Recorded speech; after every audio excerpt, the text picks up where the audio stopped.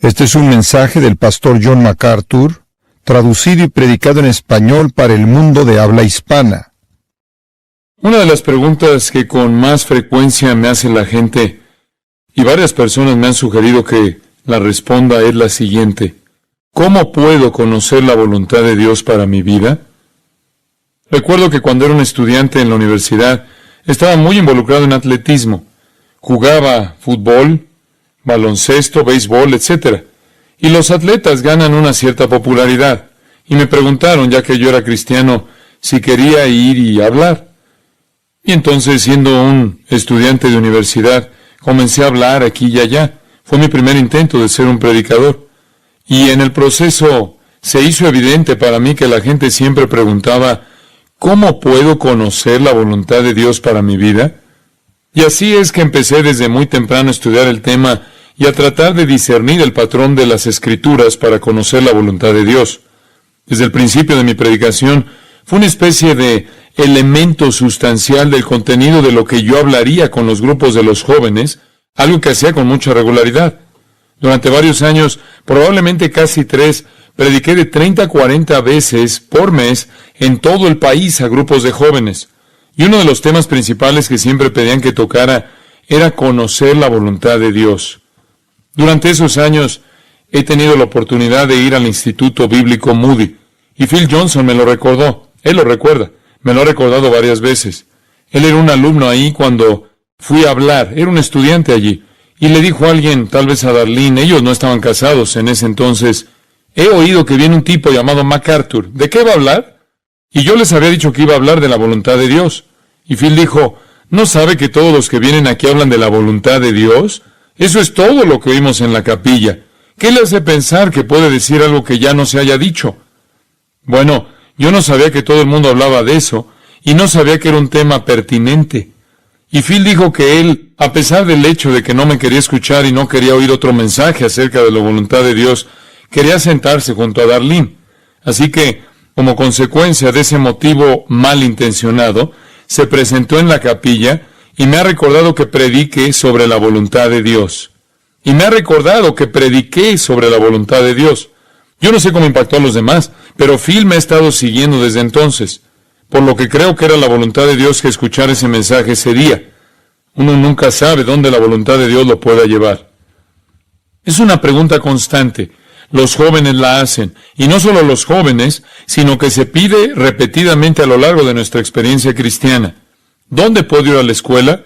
¿Con quién me caso? ¿Cuál es mi carrera? ¿Tomo este trabajo, aquel, esta oportunidad, aquella? ¿Debo comprar esto, vender aquello? ¿Hago esto con mis hijos? ¿Pongo a los niños en una escuela cristiana? La gente toma un sinfín de decisiones a lo largo de sus vidas. Me refiero no solo a las grandes decisiones, aquellas cosas rutinarias que enfrentamos día tras día. Y la pregunta es importante. ¿Cómo puedo saber lo que Dios quiere que yo haga? Hay una confusión general acerca de esto. Algunas personas piensan que Dios es de alguna manera renuente a hacernos dar a conocer su voluntad, que le agrada ocultarla. Y así pasamos por la vida como si estuviéramos en una lotería divina, esperando que podamos obtener el número acertado, y puede que no. Y Dios de alguna manera se siente contento de que esto está limitado a solo unos pocos elegidos. Eso está muy lejos de la verdad. Hay otras personas que piensan que la voluntad de Dios es una especie de experiencia casi trascendental. Están corriendo por la calle bajo la lluvia, se resbalan en el pavimento, se caen y en el piso hay un mapa de la India. Y esto constituye el llamado divino. Y corren a anotarse para hacer algún tipo de trabajo misionero. Hay otros que están esperando una voz. Están esperando algún tipo de voz interior, algún tipo de voz exterior ordenándoles hacer algo. Esto es muy, muy común. Esta semana recibí un correo electrónico interesante. Un lindo gesto. Alguien había proporcionado generosamente un ejemplar de la Biblia de Estudio MacArthur a todos los miembros de la Suprema Corte de los Estados Unidos. Un gesto maravilloso, y yo estaba agradecido por ello.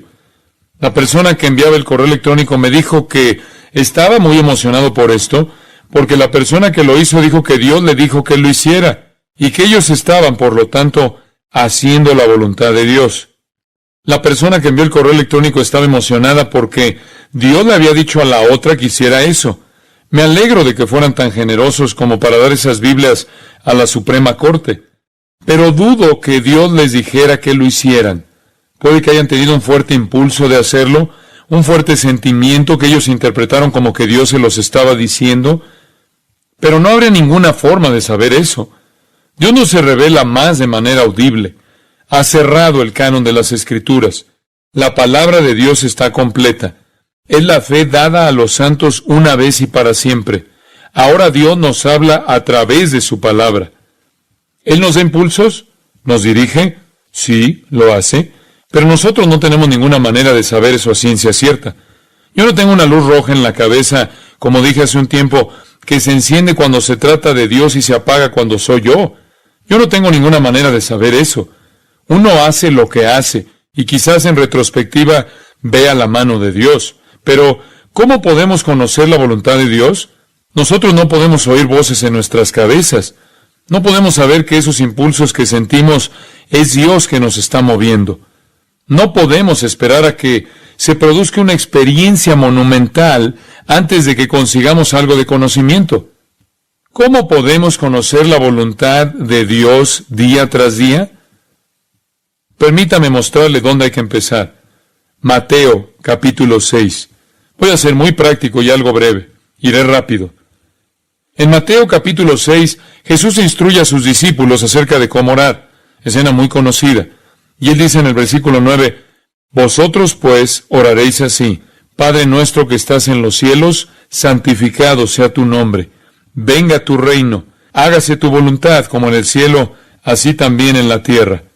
Ahora bien, esta es una forma de pensar, y la actitud es: me preocupa que el nombre de Dios será honrado. Me preocupa que el reino de Dios avance. Y me preocupa que se haga la voluntad de Dios. Así que si quiere conocer la voluntad de Dios, este es el lugar donde debe empezar. Usted comienza orando por ella. Sí, ¿quiere conocer la voluntad de Dios? Ore por ella. Ore.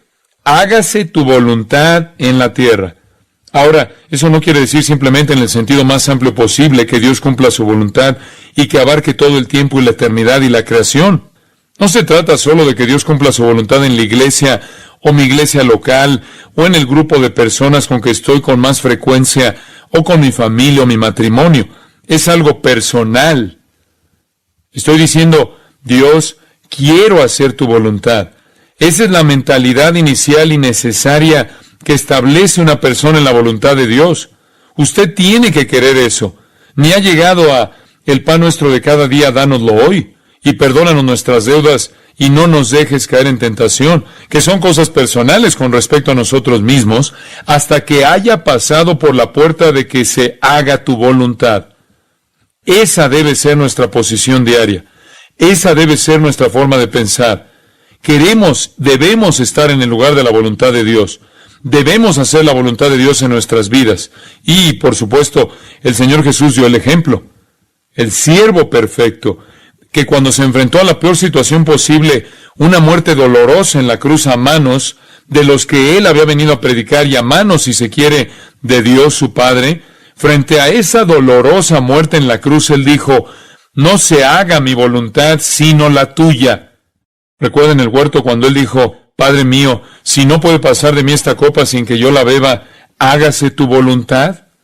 Ese es el pensamiento esencial. Si usted todavía está preocupado por su voluntad, sus planes, su realización, realmente tiene poco o ninguna esperanza de cumplir la voluntad de Dios.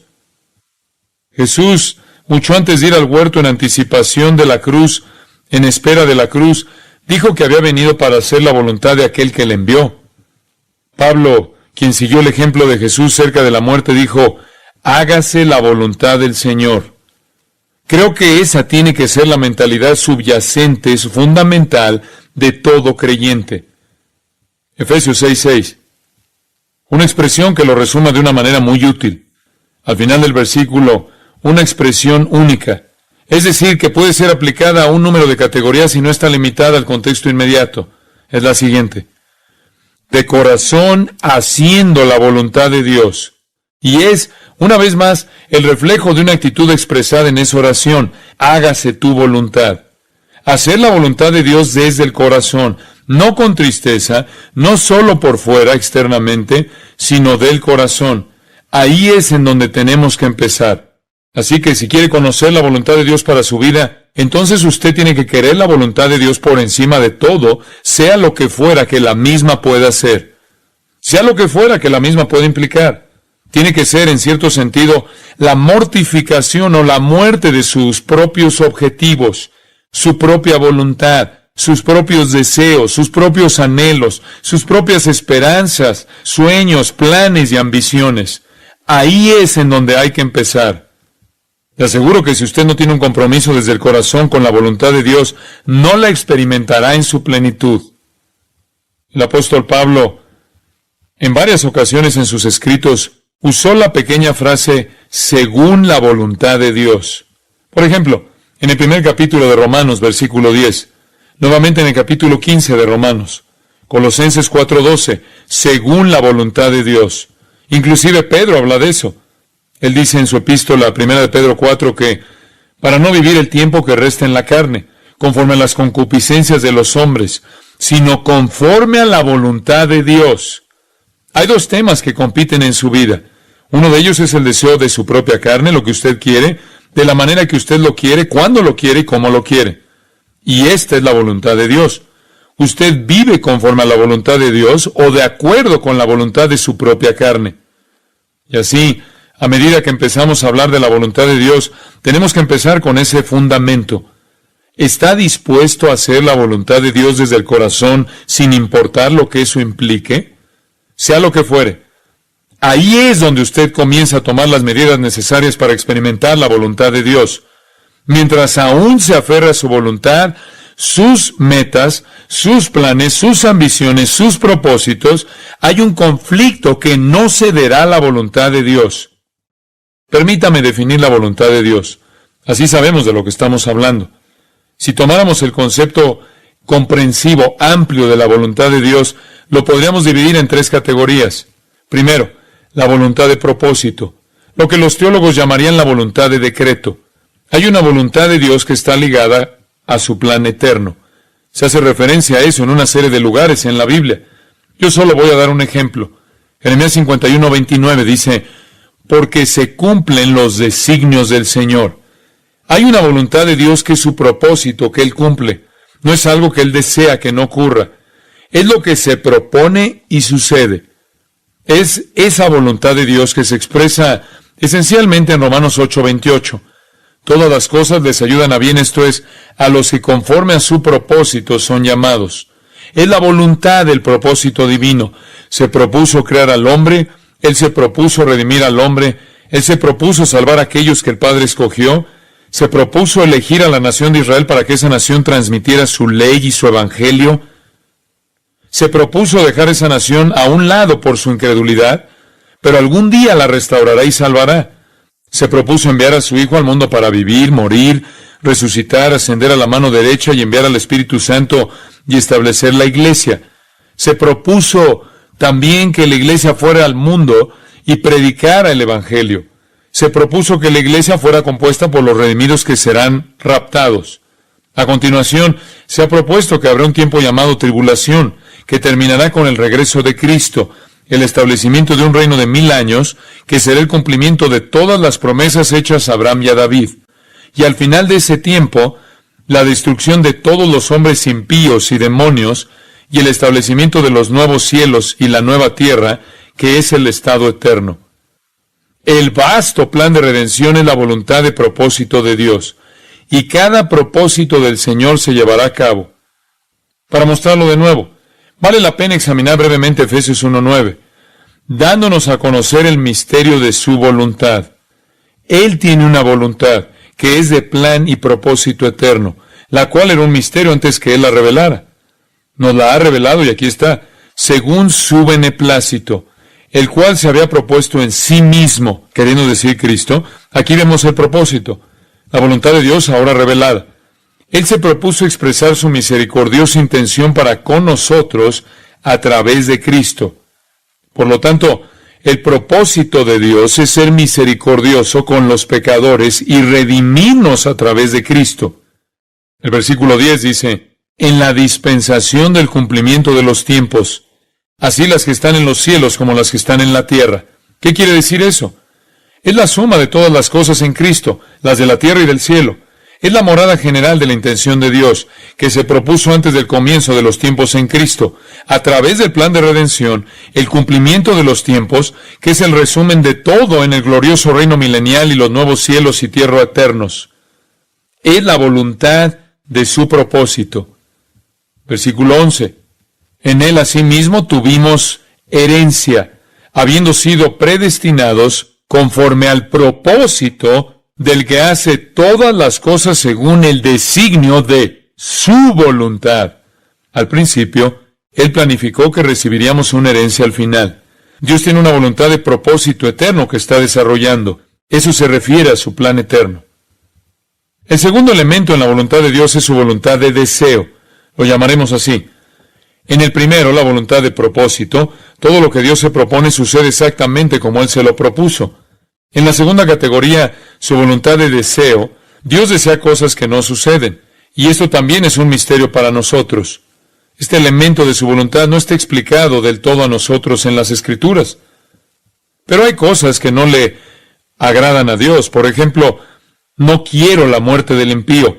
Él deseaba que Jerusalén se salvara, Lucas 13:34, y no fue así.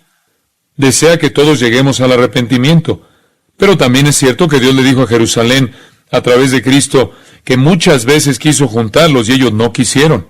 En el Antiguo Testamento Dios le dice, ¿por qué moriréis, casa de Israel? En el Nuevo Testamento Jesús dice, venid a mí todos los que estáis trabajados y cargados, y yo os haré descansar. Cuando Jerusalén no se arrepintió, Jesús lloró. Hay un deseo de parte de Dios que no se cumplió. Dios no encuentra ningún placer en el pecado, en un acto de pecado. Dios no encuentra ningún placer en el pecado continuo y no encuentra ningún placer en el pecado eterno, que es esencialmente lo que es el infierno. Se trata de seres, ángeles y personas que existen por siempre en un estado de pecado y odio permanente a Dios, y sin embargo, Él lo permite. Ese es el misterio. ¿Por qué lo permite? Debido a que se adecúa a su propia gloria permitirlo. Es apropiado para su propia gloria manifestar su naturaleza en la ira y el juicio en contra de aquellos que rechazan el Evangelio. Su voluntad de propósito siempre se cumple. Existe la voluntad de deseo que va en contra de su propio placer. Pero estamos hablando de la tercera categoría. Es la voluntad de Dios respecto a sus mandamientos. Hay un elemento de la voluntad de Dios en las Escrituras que representa las instrucciones que Él desea que su pueblo obedezca. Él quiere que los obedezcamos. Él nos da la libertad para obedecerlos o desobedecerlos. Eso es de lo que estamos hablando. ¿Cuál es la voluntad de Dios para mi vida? No en el sentido de su plan eterno. Si yo soy suyo, si yo pertenezco a Él, si yo soy una persona que ha sido elegida por Él y predestinada, un elegido para pertenecer a Él, ¿cuál es su voluntad para mi vida? Esa es la pregunta. Lo que se refiere a sus mandamientos para mi vida aquí. No hay ninguna instrucción en la eternidad, ya que solo hay obediencia y nada más. ¿Qué quiere Él de mí? Se lo voy a decir. Pero primero voy a decirle esto. Dios quiere algo de usted. Él tiene una voluntad para su vida. Ahora, si Él tiene una voluntad para su vida, pienso que es bastante obvio que Él quiera que usted la sepa. ¿Está de acuerdo con eso? Dios tiene una voluntad para su vida en términos de la voluntad de mando. Él tiene un propósito y una dirección para su vida aquí y ahora en este mundo. Si Él quiere que usted lo conozca, entonces es lógico que Él lo haya revelado de la manera más clara posible, ¿cierto? Entonces, la pregunta sigue siendo, ¿dónde buscar para encontrarlo? Bueno, hay un lugar para buscarlo. La fe cristiana se limita a un solo libro, y es la Biblia, y ahí es donde iremos. Y ahí es a donde iremos. Pero usted dirá que no hay ningún capítulo sobre usted ahí. No hay capítulo en el que diga con quién se supone que debe casarse, o dónde debe ir, o qué se supone que debe hacer y demás. Oh sí, usted se sorprenderá. Usted está aquí. Yo le mostraré. En primer lugar, la pregunta indispensable es, ¿Dios ha revelado su voluntad en las Escrituras? La respuesta, sí. Entonces, si Él ha revelado su voluntad en las Escrituras y usted no está haciendo su voluntad revelada en ella, ¿qué le da el derecho a pensar que usted puede exigir de Él su voluntad que no está revelada aquí? Básicamente esa es la cuestión. En resumen, usted no tiene ninguna esperanza de conocer su voluntad para con usted que no esté revelada, a menos de que usted esté obedeciendo su voluntad que está revelada. Así que vamos a empezar por ahí. Veamos algunos de estos pasajes para observar este esquema. Está en la Biblia de Estudio MacArthur. Espero que sea útil. Tomemos la primera cosa que sabemos que es la voluntad de Dios. La voluntad de Dios es que usted sea salvo. La voluntad de Dios expresada en 2 de Pedro capítulo 3 versículo 9. Y quiero detallarle un poco ese pasaje. Aquí se expresa la voluntad de Dios para con los que le pertenecen. Versículo 9.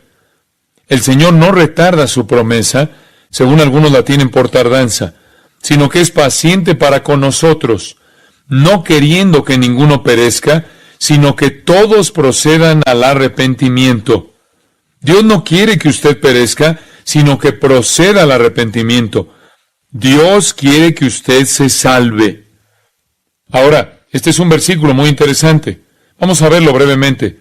El contexto es el juicio. Mire el versículo 7. Habla de los cielos y de la tierra. Pero los cielos y la tierra que existen ahora están reservados por la misma palabra, guardados para el fuego en el día del juicio y de la perdición de los hombres impíos. Y en el versículo 10, pero el día del Señor vendrá como ladrón en la noche, en el cual los cielos pasarán con gran estruendo, y los elementos ardiendo serán deshechos, y la tierra y las obras que en ella hay serán quemadas. Así que aquí estamos hablando de una sentencia firme, el juicio final, y Pedro entiende que está por venir. Pero la pregunta que queda es, ¿por qué Dios no trae juicio? ¿Por qué permite que las cosas se pongan peor y peor y peor? ¿Por qué Dios no interviene? Estamos viendo nuestros relojes, calendarios y decimos, es tiempo que vengas y pongas fin a la miseria y al pecado y acabes con la deshonra a tu santidad, Dios. ¿Por qué no haces algo? ¿Para qué dejar que el tiempo pase?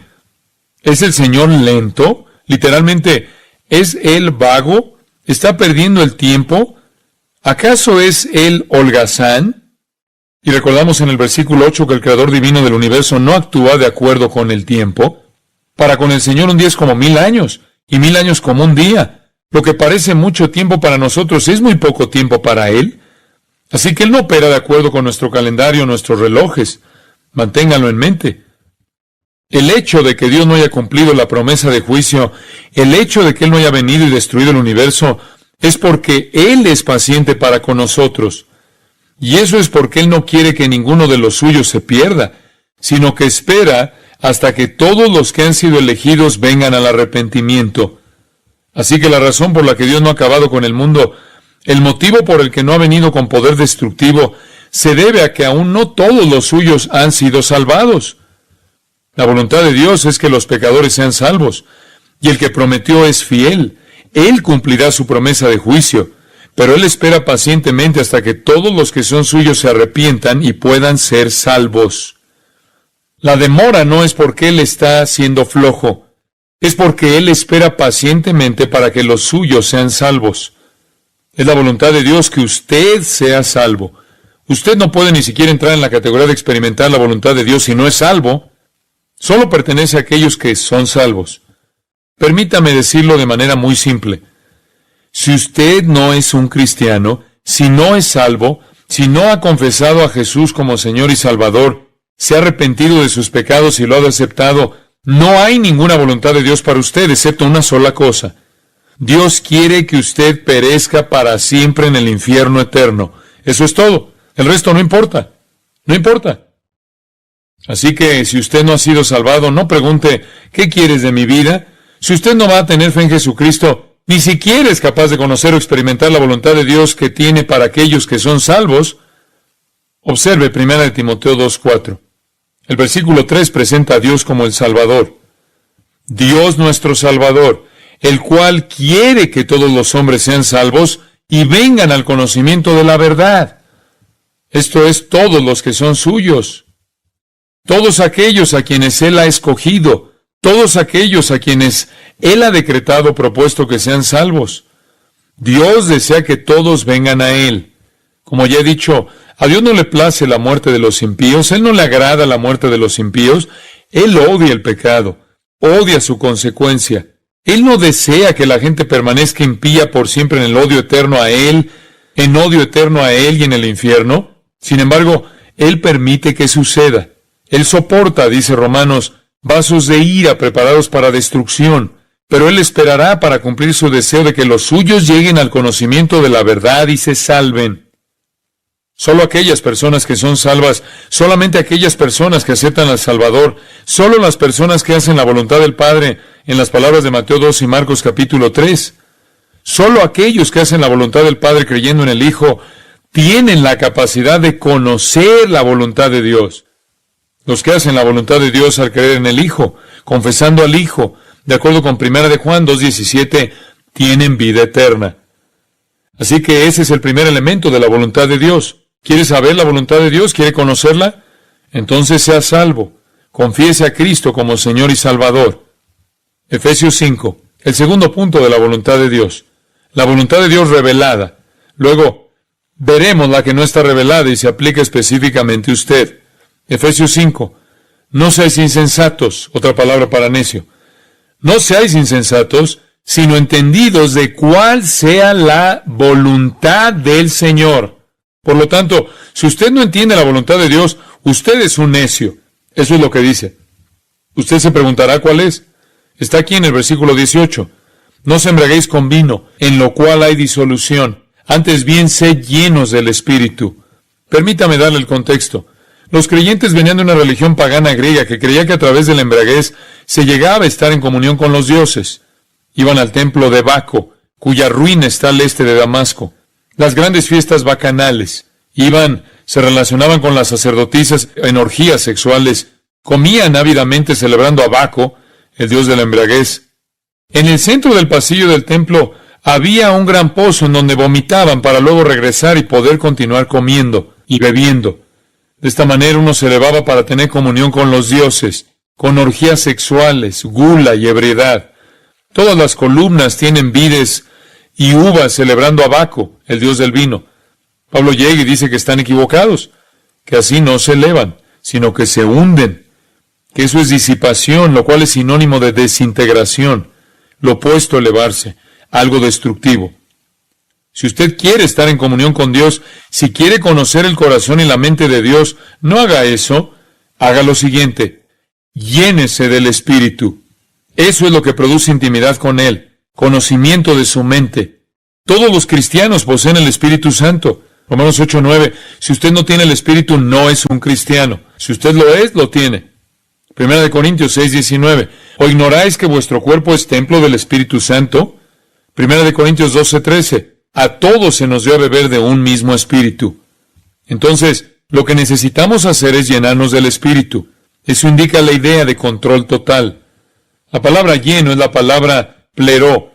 Esa palabra significa estar lleno, algo no estático. No es la idea de llenar un vaso. Se ilustra mejor viendo cómo se utiliza en varias descripciones del Evangelio. Por ejemplo, se utiliza la palabra en Juan 16:6. Tristeza ha llenado vuestro corazón. Habla de tristeza que domina una persona, que toma control. Lucas 6:11. Y ellos se llenaron de furor. Lucas 5:26. Llenos de temor. Y en cada caso, la palabra indica una emoción que domina. Literalmente, la pérdida de todo balance y equilibrio. Cuando usted dice que alguien está lleno de tristeza, quiere decir que esa tristeza ya no se puede mezclar con la alegría que nos ayuda a mantenernos balanceados emocionalmente. Cuando uno dice que alguien está lleno de locura, quiere decir que ha tocado fondo. Cuando usted dice que alguien está lleno de enojo, quiere decir que perdió el control.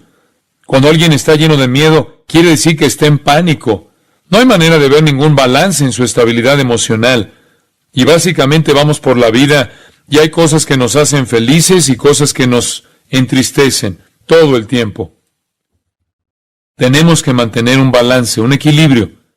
Cuando uno empieza a ver cosas tristes en la vida y se concentra en ellas, la balanza se desequilibra. Y usted trata de alegrarse y pensar en todas las cosas buenas que están sucediendo. Lo mismo sucede con el enojo. Hay muchas cosas que le pueden enojar. Entonces, usted piensa en todas las cosas por las que debería estar agradecido y mantiene su balance. Hay cosas que le pueden asustar. Si pensara todo el tiempo en terremotos, incendios, accidentes, el cáncer, enfermedades del corazón, usted iría por la vida en pánico, pero no lo hace. Piensa en sus hijos, sus nietos, disfruta una buena comida, besa a la persona que ama y equilibra su vida, hasta que la persona que ama muere, y está lleno de tristeza. O hasta que un día llega a su casa y hay un hombre con un arma, y usted ya no puede equilibrar el miedo y tiene el corazón en la boca. Esa palabra es lleno. Esta es la palabra lleno. Está lleno del Espíritu significa que usted se ha ido. No tiene más voluntad propia, no tiene objetivos, ni ambiciones, excepto aquellas que le pertenecen al Espíritu Santo. Eso es estar lleno de Él, estar dominado, controlado por Él. La balanza completamente volteada a favor del Espíritu, bajo el control total de Él. Él domina su mente. Pero, ¿cómo puede suceder eso? No es una experiencia estática. No es una nube sobrenatural que llega usted y hace ciertas cosas. Estar dominado por la voluntad del Espíritu, por la mente del Espíritu, es estar dominado por las Escrituras. No puedo expresarlo de manera más clara que esa. No es algo emocional, no es algo trascendente. Significa simplemente que usted obedece la palabra de Dios, porque la palabra de Dios es revelada por el Espíritu Santo. Toda Escritura está inspirada, dada por el aliento de Dios, por el Espíritu de Dios. Los hombres santos de la antigüedad eran movidos por el Espíritu Santo. Por supuesto, en Efesios 5 dice, sed llenos del Espíritu, y luego relata lo que sucede, hablando entre vosotros con salmos, con himnos y cánticos espirituales, cantando y alabando al Señor en vuestros corazones, dando siempre gracias por todo al Dios y Padre, en el nombre de nuestro Señor Jesucristo. Comienza a alabar y alabar porque usted está lleno del Espíritu, y luego agradece. Agradece por todo lo que recibe a través del Señor Jesucristo, y da gracias a Dios Padre. Luego se somete en temor a Cristo. Si es una esposa, se somete a su esposo. Y si es un esposo, ama a su esposa. Y si es hijo, versículo 1 del capítulo 6, obedece a sus padres. Y si es padre, no provoca ira a los hijos, sino que los cría en disciplina y amonestación del Señor. Y si es un empleado, obedece a su jefe, versículo 5. Y si es un jefe o empleador, versículo 9, cuida de sus empleados. Todas las relaciones son afectadas. Primero, usted alaba a Dios, le agradece, se somete unos a otros. Es lo que debe ser como esposa, como esposo, como hijo, como padre. Y aún fuera del hogar, en sus relaciones sociales, usted es lo que debería ser. Afecta cada área de su vida. Eso es estar lleno del Espíritu, Efesios 5.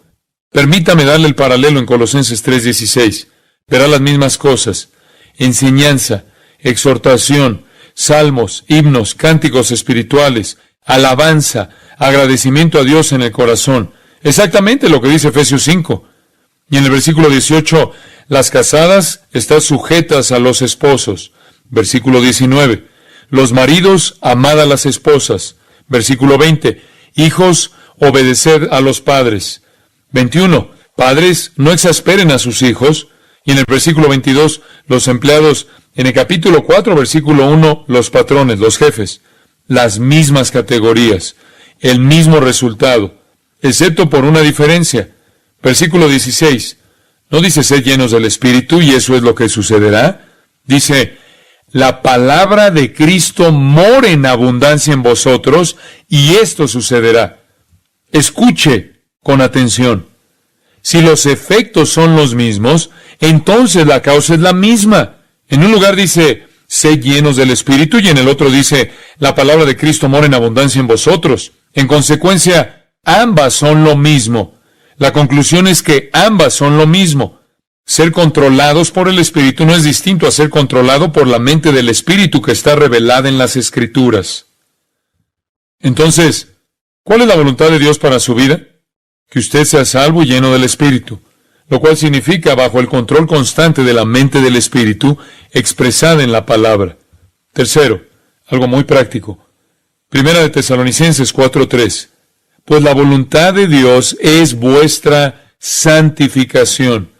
¿Qué significa eso?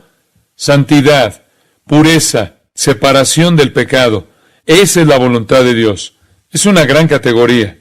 Versículo 3. Que os apartéis de fornicación. Principio número 1. La voluntad de Dios es que usted se aparte del pecado sexual. ¿Cuán alejado? Lo suficiente como para ser santo, para no tener manchas, para que nada ilícito sea alimentado en su mente. Permanezca alejado. Esto es algo negativo. En el próximo versículo, algo positivo. Cada uno de vosotros sepa tener su propia esposa en santidad y honor. El principio número 1 es alejarse del pecado sexual. Alejarse lo suficiente para que no nos influencie en absoluto. Apartarse de cualquier pensamiento ilícito. Segundo, use su cuerpo para que honre a Dios. Eso es positivo. Lo negativo es alejarse del pecado sexual. Lo positivo es usar su cuerpo para la gloria de Dios. No haga aquello que deshonre a Dios y haga aquello que le honre. En el versículo 5 está el tercer principio. No en pasión de concupiscencia como los gentiles que no conocen a Dios. No actúe como el mundo a su alrededor. No deje que el modo de vida del mundo le absorba. No actúe como la gente pagana impía. No se comporte como ellos lo hacen. Eso no es lo que Dios quiere de usted. No sucumba a la cultura. ¿Y cómo se comportan ellos? De acuerdo con su lujuria. De acuerdo con la lujuria. Si quieren algo, lo obtienen. Y luego lo justifican. Usted no puede vivir de ese modo. No puede vivir como viven los incrédulos. Ellos viven de acuerdo con sus pasiones lujuriosas. Eso es lo que dice. La voluntad de Dios es que usted no viva de esa manera. Aléjese del pecado sexual. Use su cuerpo de manera que honre a Dios. No proceda como un pagano y cuarto, no transgreda. No defraude a su hermano en este asunto. Nunca se aproveche de manera sexual del otro. Nunca busque obtener ventaja sexual del otro. No cruce esa línea. No se aproveche del otro. Usted está defraudando la virtud, la santidad, la pureza de esa persona. No lo haga. Esa es la voluntad de Dios. A veces viene una pareja buscando consejería matrimonial. Normalmente la primera pregunta que hacemos es si están teniendo relaciones sexuales. Porque si lo están, ¿cómo saber si Dios quiere que se casen? ¿Cómo conocer la voluntad de Dios no revelada cuando ni siquiera están obedeciendo esa parte que sí ha revelado? Dios no tiene la obligación de mostrarle su voluntad a nivel personal cuando usted no está obedeciendo lo que Él ha revelado en las páginas de su palabra. Es bastante serio. Versículo 6. El Señor es vengador de todo esto. Si usted quiere tener problemas en la vida, busque la venganza de Dios. Dice a continuación, como ya os hemos dicho y testificado, nosotros lo hemos dicho, les hemos advertido, no lo hagan porque Dios es mi vengador. Versículo 7, pues no nos ha llamado Dios a inmundicia, sino a santificación. Repite el versículo 3, pues la voluntad de Dios es vuestra santificación, que os apartéis de fornicación, y alguien expresará que no tiene por qué obedecer lo que nosotros decimos. ¿Está bien? Versículo 8. Así que el que desecha esto, no desecha a hombres, sino a Dios, que también nos dio su Espíritu Santo. La voluntad de Dios es que usted sea salvo. Él le da el Espíritu Santo. Y espera que usted sea santo porque tiene la capacidad, por virtud de la fuerza del Espíritu, cuando es controlado por Él mismo, a través del poder controlador de la verdad en usted. Usted está en la iglesia, le enseñamos la palabra, le enseñamos la verdad para darle la mente del Espíritu, para que el Espíritu de Dios pueda controlar su vida. Dios le dio el Espíritu Santo para hacerlo, y Él espera que usted sea santificado. La voluntad de Dios es que usted sea salvo, lleno del Espíritu, santificado. Usted puede comenzar a preguntarse con quién debería casarse, qué trabajo debería tener, qué escuela, etcétera, etcétera, cuando usted haya comenzado a obedecer la voluntad de Dios que ha sido revelada. Entonces usted puede preguntarle a Dios lo que Él no ha revelado. Y cuarto, la sumisión. Primera de Pedro 2. Someteos a toda institución humana, ya sea al rey como a superior, y a los gobernadores como por él enviados para castigo de los malhechores y alabanza de los que hacen bien. Y bíblicamente, el gobierno tiene una función dominante. El gobierno, tal como conocemos en Estados Unidos y el resto del mundo, ha ido mucho más allá de lo que Dios pretendió que fuera. Fue instituido para castigar a los que hacen mal y recompensar a los que hacen bien. Eso es lo que era esencialmente, para la protección del pueblo y para que él mismo no tuviera que vivir en una sociedad en donde solo sobrevivan los más fuertes. Dice que necesitamos someternos al gobierno porque ha sido establecido por Dios, como expresa Romanos 13, haciendo el bien. Haciendo el bien, usted silenciará la ignorancia de los hombres necios. Si usted se somete a la institución del gobierno, usted silencia a aquellos que critican al cristianismo. La sociedad a la que Pedro se dirigía en ese entonces no era cristiana, como tampoco es la de hoy en día. Muchos cristianos están atrapados en cosas del gobierno y han desacreditado a Jesucristo porque el mundo comience a vernos como otro partido político en vez de vernos como alguien que tiene un mensaje de redención. Si deseamos silenciar a los críticos, necesitamos vivir vidas santas. Y parte de vivir una vida santa es ser obediente. Eso es también en parte el motivo por el cual escribí el libro ¿Por qué el gobierno no puede salvarlo? Para poner a los cristianos de regreso en la senda correcta. Es la voluntad de Dios que vivamos vidas santas en una sociedad que no lo es. Y nos sometemos a las autoridades cuando mantienen o promueven estándares de lo bueno y lo malo. En otras palabras, hacemos el bien en nuestra sociedad. Entonces, sea salvo y lleno del Espíritu y haga lo que es correcto como ciudadano en su sociedad. Sométase a las autoridades. Tengo un quinto en mis notas. Sufrimiento. Primera de Pedro 3:17. Porque mejor es que padezcáis haciendo el bien, si la voluntad de Dios así lo quiere. Si usted va a cumplir la voluntad de Dios, ser salvo, lleno del Espíritu y sumiso, en algún punto hay un conflicto. Porque si usted está viviendo este tipo de vida, chocará con las personas a su alrededor que no viven así. Y ahí vendrá la persecución, algún tipo de sufrimiento. Puede ser algún tipo de prueba difícil, tal como dice en el capítulo 4, versículo 12. Puede ser algo muy, muy serio. Podemos sufrir, capítulo 5, versículo 10, por poco tiempo en esta vida, de acuerdo a la voluntad de Dios. Y sabemos que Dios utiliza ese sufrimiento para perfeccionarnos, moldearnos, humillarnos, para ayudarnos a orar más y tener más confianza en Él. Y también para demostrar su gracia para con nosotros. Lo que quiere decir es que no claudiquen. Es difícil vivir su vida cristiana con su familia, entonces usted cede. Es difícil vivir su vida cristiana en la escuela, entonces usted cierra la boca, hace concesiones. Es difícil vivir la vida cristiana con sus amigos, en el trabajo, donde sea, por lo que desobedece. La voluntad de Dios es que si usted sufre, que lo haga por algo justo. Continúe haciendo lo que está bien, creyendo en lo que es correcto, proclamando lo que es correcto, y si tiene que sufrir, sufra.